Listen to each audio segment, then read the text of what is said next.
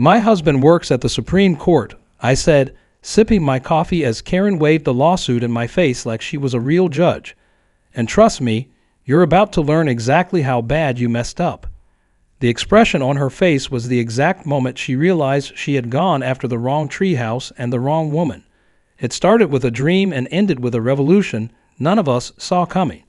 It started out as one of those perfect weekends you think only exist in commercials, the kind where the sun filters through the trees just right, and the only sound you hear is the laughter of kids playing outside.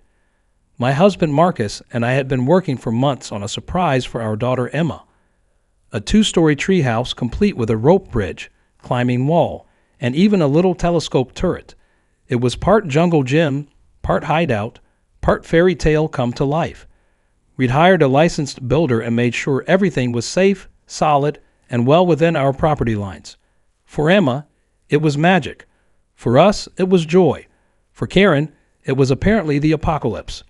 We live in a gated community that has a homeowners association, which might sound like a good idea until you meet Karen, the whole president who runs the neighborhood like a cross between a dictator and a middle school wee girl. Her hobbies include measuring grass blades with a ruler, issuing citations for unsightly trash bins, and her favorite sport, finding reasons to harass families she doesn't like. We didn't even make it 48 hours after the grand treehouse unveiling before she showed up on our doorstep in her usual uniform, visor, clipboard, and a smirk you could spot from orbit. She didn't knock. She didn't ring. She just stood there, arms crossed, as though the sight of her was invitation enough. I opened the door, and she immediately launched into a monologue so theatrical it could have earned her a daytime Emmy. According to Karen, the treehouse violated visual uniformity standards, exceeded the maximum height allowance by 1.5 inches, and most hilariously, was potentially a privacy threat to adjacent properties. Mind you, it faced nothing but trees in our own backyard, but in Karen's world, children playing equaled dangerous surveillance. I tried to keep my cool, I really did, but when she said we had 48 hours to remove it or face whole fines and legal action, I had to bite the inside of my cheek not to laugh. She genuinely thought she was doing us a favor by offering to overlook the citation if we voluntarily dismantled the structure. I looked her dead in the eyes and said, "We'll take our chances." Her smile froze. That wasn't the answer she expected. She stormed off without another word, and I swear I saw her already drafting the lawsuit on her tablet before she reached the sidewalk. The next day, an envelope slid under our front door with all the drama of a villain's calling card. It was an official cease and desist from the HOA's attorney, complete with threats of a court summons, liens, and even language implying we could be held responsible for any injuries resulting from the treehouse, even to trespassers. It was over the top, laughable, and kind of terrifying. That's when Marcus, who'd been quietly observing the madness, stood up, grabbed the envelope, and said, "Time to play the long game." Let me explain something about my husband. Marcus is quiet, calm, and patient, qualities that make him an incredible Supreme Court clerk and an even better person to have on your side during a storm. While Karen and her little HOA army were flinging threats, Marcus was already researching HOA bylaws, compiling every email we'd received, and scanning meeting minutes going back a decade. He didn't say much. He just worked. And when I asked him if we should call a lawyer, he just smiled and said, "Let's give them enough rope first." Meanwhile, I decided to play the public relations game. I invited over the parents of all the neighborhood kids who had been in love with the treehouse and showed them how safe and sturdy it was. I gave them lemonade, let their kids climb, and then casually dropped the news that Karen was trying to get it torn down. Their reactions were priceless. One dad laughed so hard he nearly dropped his drink. Another mom actually asked if she could write a character statement if it went to court. Support was already forming like a wave, and Karen, for all her bluster, had no idea it was coming. But then things escalated. Flyers started appearing around the neighborhood, warning residents that an illegal structure in the area posed risks of injury and devaluation of nearby homes. They weren't signed, but they reeked of Karen's desperate perfume and overuse of caps lock. One even had a blurry photo of our treehouse printed next to a stock image of a kid falling from a ladder. It was hilariously bad propaganda, but effective enough that a few nervous neighbors began asking questions. Marcus suggested we play it cool and let Karen dig deeper. And oh boy, did she. A week later, she filed a formal complaint with the HOA tribunal. Yes, that's a real thing, stating that we had willfully violated community statutes and that our defiance set a dangerous precedent. She attached aerial photos taken from who knows where and claimed our treehouse was a beacon of recklessness. I nearly spit my coffee when I read that line. Still, we didn't respond immediately. We let it simmer. Let her confidence peak. Let her think she'd won. Then, one morning, I called an emergency HOA meeting. Karen was the first to show up, smug and ready. She brought a folder of documents and even wore a blazer. She strutted in like Judge Judy herself. But this time we had our own arsenal. I walked in with Marcus by my side and a thick binder under my arm. I let Karen speak first. She gave a long-winded speech about rules and discipline, throwing in words like egregious and irresponsible community behavior. The board nodded along until I took the floor. I calmly laid out our evidence: the permits, the licensed contractor details, the fact that the bylaws didn't say a single word about backyard recreational structures unless they were permanent residences. Then I pulled out the whole handbook, the original, with Marcus's sticky notes all over it, and showed the board how Karen had been making up rules, skipping votes, and hosting private sessions that weren't authorized by anyone. When I finished, I said, "You're not looking at a violation. You're looking at harassment." The room went silent. Karen looked stunned. Marcus stood up, adjusted his tie, and added, "And if this goes further, we're prepared to take legal action." He pulled out his ID and placed it gently on the table. It read, "Clerk, United States Supreme Court." Karen's mouth opened, then closed, then opened again. No words came out. She sat down so fast the chair squeaked. And that's how the battle really began. By the next morning, the entire neighborhood had become a whispering hive of speculation. People walked their dogs slower past our house. Some waved more enthusiastically than usual, while others avoided eye contact like we'd erected a missile silo instead of a treehouse. But what they didn't know was that Marcus had barely slept that night. While I had dozed off around midnight, he stayed up reading the HOA's own charter, squinting at paragraphs that hadn't seen daylight since the 90s. He found something at 3:00 in the morning that made him mutter, "This is better than I hoped." I'd never seen him look so gleeful reading legal documents. By breakfast, he'd highlighted every inconsistency in their governing documents and circled what he called the smoking gavel, the fact that the HOA's current board hadn't followed proper protocol for over 2 years. Not one election had been held since Karen appointed herself president after the last guy moved to Arizona. According to their own rules, her presidency was not only illegitimate but technically null and void. Every decision she had made since then, including fines, citations, and new restrictions, could be tossed out with one competent legal challenge. Marcus's words, not mine. He made copies of everything, formatted it like a brief, and tucked it into a slim binder with a label that read, "Karen versus Common Sense." It was funny, but it also felt like a declaration of war. I spent the day gathering neighbor testimony. I knocked on doors, not to stir trouble, but to ask questions.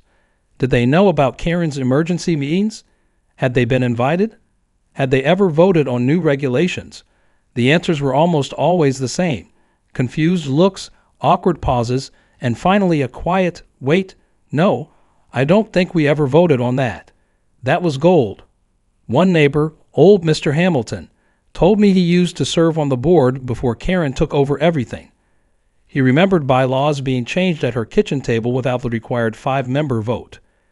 "She just told us it was time-sensitive and bulldozed it through," he said, shaking his head. "Back then, I thought she was just being efficient. Now I'm starting to wonder." Marcus and I compiled all this into what we called our HOA audit packet. Every inconsistency, every bylaw breach, every skipped election and phantom quorum. But we knew that just confronting Karen wouldn't work. She thrived on noise, chaos, and confrontation. So we went another route. We filed a formal complaint to the county's Housing and Neighborhood Compliance Board. Quietly, anonymously. Marcus made sure the language was precise, unemotional, and supported by citations from their own documents. It was surgical. If Karen was expecting a street fight, she had no idea we'd show up with snipers. While waiting for the county to respond, Marcus also reached out to an old college friend who happened to be a freelance investigative journalist. She had a particular interest in hoes gone rogue and had published a viral series 2 years earlier called Boardroom Bullies. When Marcus told her about the Treehouse and Karen's campaign against it, she was immediately intrigued. "Sounds like another small-town Napoleon with a badge and a clipboard," she said.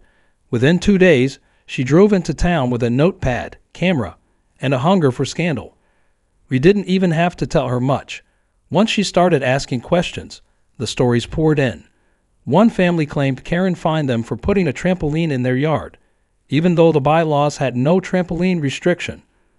Another swore Karen entered their backyard without permission to inspect a suspicious shed. One woman said Karen tried to penalize her for planting tomatoes in her front garden, citing a non-existent decorative plants only policy.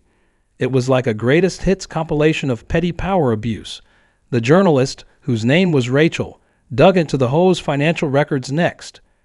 She requested annual budgets, dues collection statements, and contractor invoices. The board, of course, resisted at first, claiming confidentiality, but when Rachel mentioned the words freedom of information request and feature story, the doors opened faster than you could say public embarrassment. What she found was even better than we imagined. Karen had approved spending on mysterious board retreats, high-end office furniture, and repeated consulting fees to a company that didn't even have a working website. Rachel looked up from her laptop and said, "I think this lady might be stealing from her own neighbors." It was around this time that Karen started to panic. She showed up on our doorstep again, this time without the clipboard or the smug grin. She tried to play it nice, said she might have overreacted, and that maybe the Treehouse could be grandfathered in after all. She even said her threat to sue was just a scare tactic. That's when I realized she wasn't just worried about the Treehouse. She was scared about what we were going to do next. I thanked her politely and said we were still considering our options. She left with a fake smile that barely held its shape. But 2 hours later, every mailbox on the block got another flyer, this time accusing certain residents of trying to undermine the authority of the whole and destabilize the safety of the neighborhood. She didn't name us, but the hint was about as subtle as a brick through a window. That's when we knew she wasn't going to back down quietly.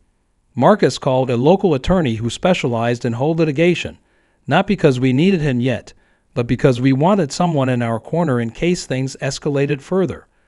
The lawyer reviewed everything we had and whistled when he finished. "This is not just grounds for removal. If what you've shown me is accurate, this could end with criminal charges.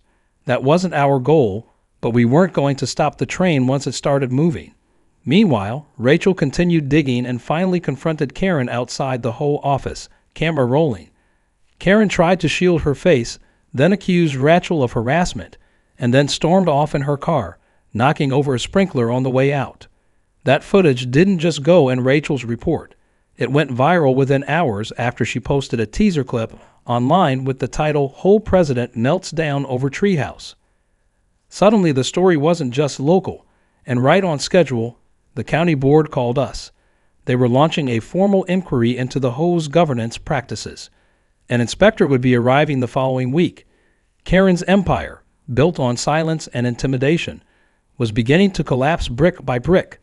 The Treehouse still stood tall in our backyard. Emma had drawn a sign that read "The Fort of Justice" and hung it with string. We hadn't taken it down, and now we knew we never would. What began as a gift for our daughter was becoming something else, a symbol not just of childhood joy, but of what happens when you stand up to a bully with a clipboard and expose the cracks in their little kingdom. And something told me we were only getting started. The lawsuit came exactly 2 days after the county announced their investigation. It was almost like Karen knew the walls were closing in and decided to launch a last-ditch missile in hopes of distracting everyone from the fire already spreading in her office. The envelope arrived via courier, hand-delivered to our front door like it was some kind of royal proclamation. I opened it, skimmed the pages, and immediately burst out laughing. Marcus didn't laugh. He read the whole thing in complete silence, then carefully set it down, looked up at me, and said, "Well, she just handed us the win. Karen's civil complaint accused us of creating a public hazard, violating aesthetic standards, diminishing the property value of the neighborhood, and in a laughable stretch, contributing to emotional distress for other homeowners.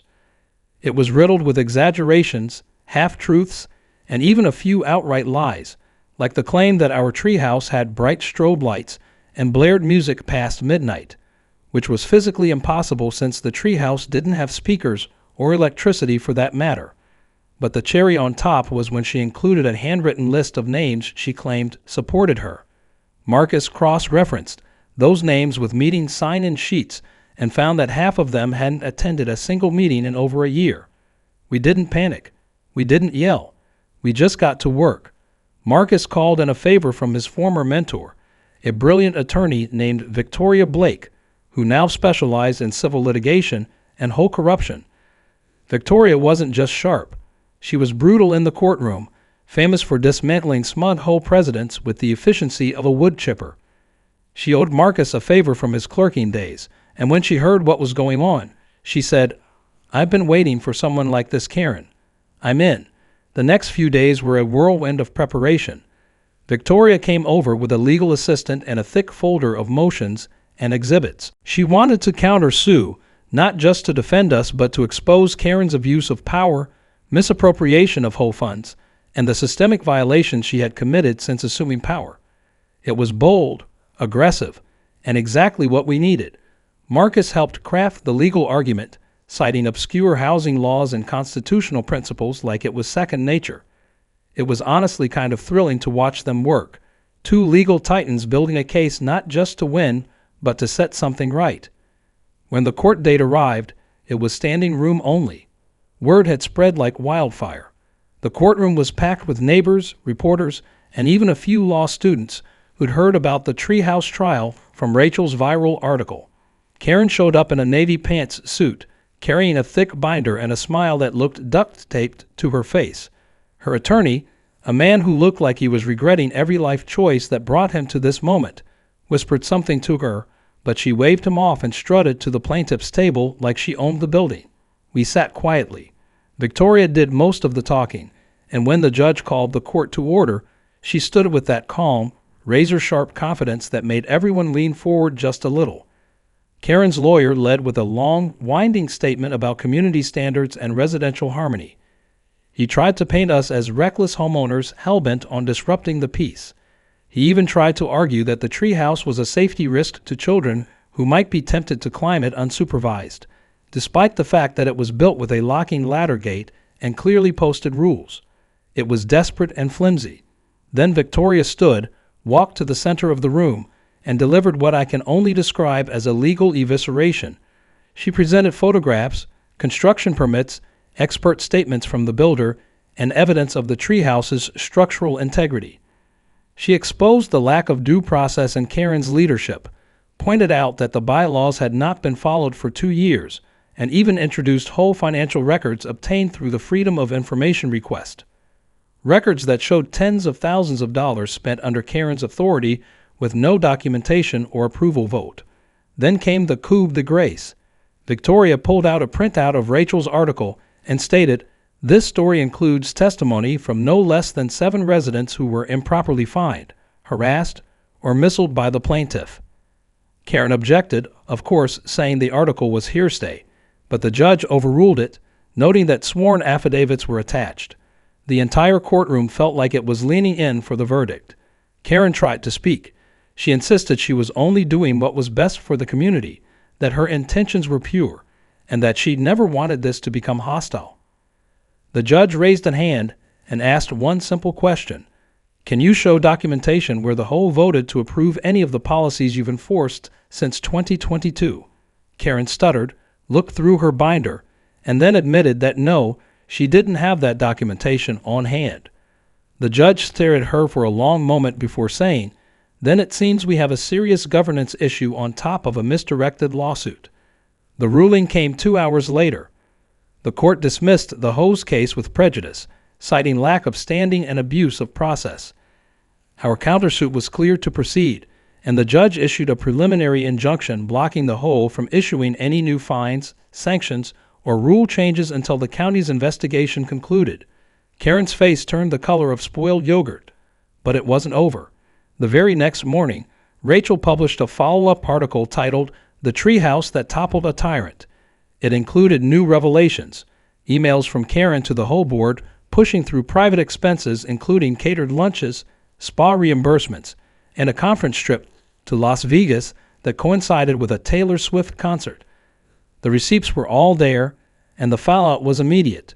The article was picked up by a national site. Local radio hosts mocked it. Memes exploded. Someone even photoshopped Karen's face onto the Wicked Witch of the West with a treehouse falling on her. Karen tried to contain the damage, issuing a statement through the HOA's Facebook page calling everything a coordinated smear campaign by disgruntled residents. But it was too late. The community that once tolerated her out of fear now saw her as a fraud with a vendetta. Meanwhile, our daughter Emma hung a banner from the treehouse that said, "We won." Kids came by to play again. Parents smiled as they walked past. The house felt lighter, the air cleaner. For the first time in a long time, our backyard didn't feel like a battleground. It felt like home. Marcus and I sat on the deck that night, watching Emma swing from the zipline, her laughter echoing in the air. I turned to him and asked, "Do you think it's really over?" He smiled and said, "Not yet, but the tide's turned. She made the mistake of trying to play judge.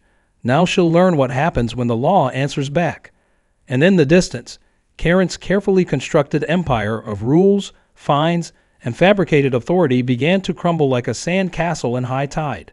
The days that followed felt like the slow unraveling of a decade-old carpet, revealing just how much dirt had been swept underneath it.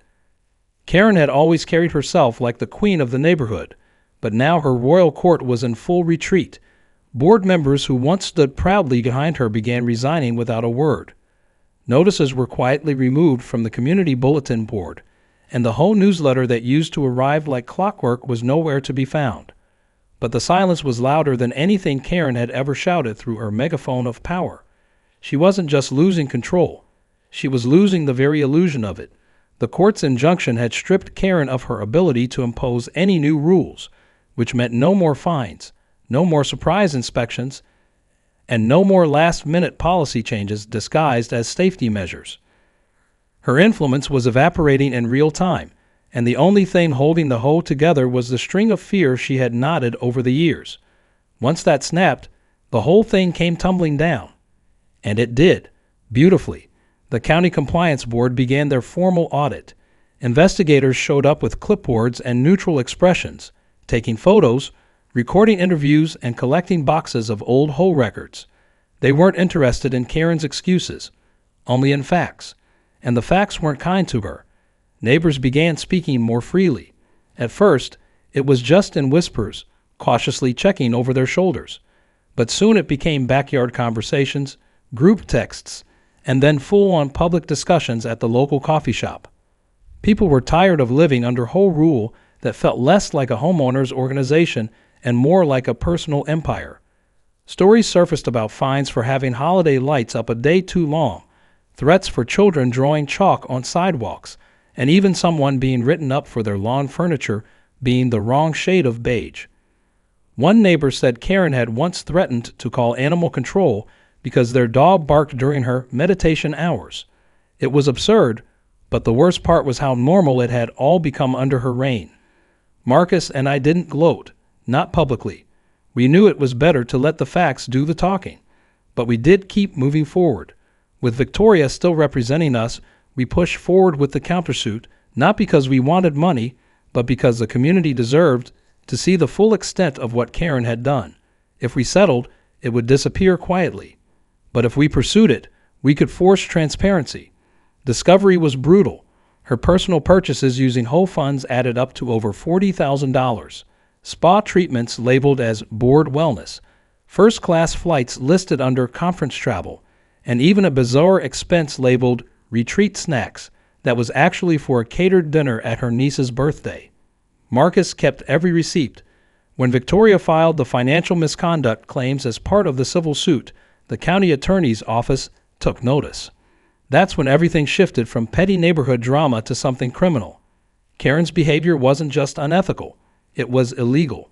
She'd mixed personal and whole funds, created fake vendor invoices, and approved her own reimbursements with no co-signature. The audit confirmed it. The compliance board referred the case to the district attorney, and Karen received a letter informing her that a formal investigation into financial mismanagement had been opened. The community buzzed like a live wire. People stopped asking if she'd be removed and started wondering when she'd be arrested. Karen went into full spin mode. She hosted a last-minute community meeting at the clubhouse, trying to sway public opinion. She showed up with cookies, soft jazz playing in the background, and a PowerPoint presentation titled Restoring Trust. The irony was so thick I almost choked on it. She tried to frame everything as a misunderstanding. She claimed the trips were for training, the spa visits were therapeutic recovery, and the fines she issued were for the good of the neighborhood. But no one was buying it anymore. Her charm had worn thin, and without power behind her words, her voice just sounded desperate. During the Q&A, an elderly woman who had lived there since the neighborhood was built raised her hand. She stood slowly and said, "Karen, I supported you for years. I even defended you to my friends. But I looked through the bylaws last night, and I realized I was defending someone who lied to all of us." Karen froze. You could feel the tension snap in the air. That one sentence did more damage than any lawsuit ever could. The room was quiet for a long moment before people began murmuring, some standing and walking out. Karen was left standing in front of her slideshow, the projector humming behind her, alone. Rachel returned to do a follow-up interview. She met with more residents, some of whom had been too afraid to speak the first time. She collected video clips of Karen yelling at people from her front porch, emails with passive-aggressive threats, and screenshots of whole fines issued without evidence. Her second article was even more brutal than the first. It painted a picture of a neighborhood dictator whose downfall was caused not just by greed but by arrogance. By the time it was published, the state had picked it up for a broader look into whole oversight across multiple districts. Meanwhile, the Treehouse stood proud and untouched, draped in little decorations from the neighborhood kids who had turned it into a sort of sanctuary. Someone had painted a sign that said "Free Country Zone," and someone else added a small flag on the roof. The kids didn't care about bylaws. They just saw it as a place where they could be safe, laugh, and feel free. The symbolism wasn't lost on anyone. That weekend, we hosted a backyard gathering, this time with the full blessing of the neighborhood. Parents brought snacks, someone set up a bubble machine, and a neighbor with a guitar played music while the kids ran wild. Marcus gave a small toast, not a speech, just a quiet thank you to everyone who stood up, spoke out, and didn't let fear win. The applause that followed wasn't thunderous. It was genuine. That meant more than anything. Before the night ended, a few neighbors asked me if I considered running for HOA president once Karen was officially removed. I thanked them but said no. I didn't want power. I just wanted peace. What I did offer was a draft of a new bylaw proposal. Marcus and I had worked on it. It emphasized transparency, term limits, required community voting, and budget accountability. It wasn't fancy. It was fair. Karen's removal was now inevitable. The board scheduled an emergency vote, this time following every proper protocol. With the evidence stacked against her and the community no longer silent, it was clear the era of Karen was ending, not with a dramatic outburst, but with quiet accountability and the kind of justice that doesn't need to shout to be heard. That night, as the lights dimmed and Emma fell asleep in her treehouse after begging to have a sleepover up there, Marcus and I sat on the porch swing, listening to the sounds of laughter and wind in the leaves. We didn't speak much. We just held hands and watched the stars, knowing that sometimes all it takes is one well-built treehouse to shake the roots of power. The vote to remove Karen happened on a rainy Thursday evening, the kind where the sky feels heavy with more than just weather. People came in drooves, umbrellas clutched in one hand and ballots in the other. There was no more fear, no more pretending. The clubhouse was packed beyond capacity, and for the first time in years, the whole meeting actually felt like a community event instead of a courtroom where one woman passed sentence. Karen arrived late, wearing a gray raincoat and dark glasses, as though hiding her eyes could shield her from the tidal wave of accountability crashing down. No one greeted her. The board chair called the meeting to order and wasted no time. Within minutes, the vote was underway. By the end of the hour, the tally was read aloud, and the result echoed like a gavel through the room. Karen had been officially removed from the whole board by a landslide vote of 74-6. She didn't say a word. She didn't cry. She just stood up, turned around, and walked out into the rain with her head held high, but her shoulders hunched forward, as if the weight of everything she had built was now collapsing inward. No one followed her. No one called out. She was gone. And just like that, the neighborhood exhaled. There was no applause, just a deep, shared silence that felt like the end of a long, painful chapter and, in its place, the first sentence of something new. What followed was swift and measured. An interim board was established, composed of volunteers from various blocks, each one chosen through an open vote. Marcus helped them organize. Their first order of business, an emergency audit of all whole finances, policies, and procedures. The results were staggering. Karen had funneled thousands more into personal purchases masked as community upgrades that never materialized. One receipt listed a high-end espresso machine she claimed was for the clubhouse kitchen, even though no one had ever seen it. Another showed payment for emergency landscaping that turned out to be lawn service for her sister's home 2 towns over. The board turned over the evidence to the district attorney, who added it to the ongoing criminal investigation. About 2 weeks later, Karen was officially charged with embezzlement, fraud, and misuse of nonprofit funds. A deputy served her the arrest warrant at her home early one morning, and by noon, her mugshot was making the rounds online. It was almost surreal to see her like that. No clipboard, no smirk, just a blank stare that said it all. The news stations picked it up, spinning headlines about the Treehouse scandal and the downfall of a suburban tyrant. But for us, it wasn't about humiliation. It was about justice finally settling into a place where it belonged. The countersuit we filed moved forward, and after some negotiation, Karen agreed to settle rather than risk a full trial. The terms required her to pay restitution to the whole, issue a public apology, and be permanently barred from serving on any board related to community governance in the state. Her assets were seized to cover the repayments, and she was forced to sell her home to avoid additional legal consequences. A moving truck appeared on her street one morning, and within 2 days she was gone. Just a memory in a place she once ruled. In the aftermath, the neighborhood began to heal. There was laughter again, real laughter, not the kind hushed by fear of being overheard. People started chatting over fences, organizing block parties, and offering to help one another without suspicion. The new board instituted open-door policies, monthly newsletters with transparent budgets, and even a suggestion box outside the clubhouse. The rule book was rewritten, this time with Marcus's help, and included clear limits on authority, regular audits, and most importantly, protections for homeowners against abuse of power. As for the treehouse, it became a symbol of everything we'd fought for. What had started as a gift to our daughter had grown into something much bigger. People began referring to it as the Freedom Fort. Some joked about turning it into a mini museum complete with a timeline of events leading up to the Great Whole Revolution. Emma beamed every time someone asked for a tour, proudly pointing out the zip line and showing off the hand-drawn signs her friends had helped her make. It stood tall and proud, a monument not just to play but to perseverance. Rachel visited one final time to do a follow-up for a national outlet. She interviewed neighbors, filmed B-roll of the treehouse at sunset, and asked me one final question that caught me off guard. She said, "If you could go back to the day you built that first ladder rung, would you still do it?" I paused for a long time before answering. I thought about the stress, the anger, the nights we stayed up wondering what would happen next.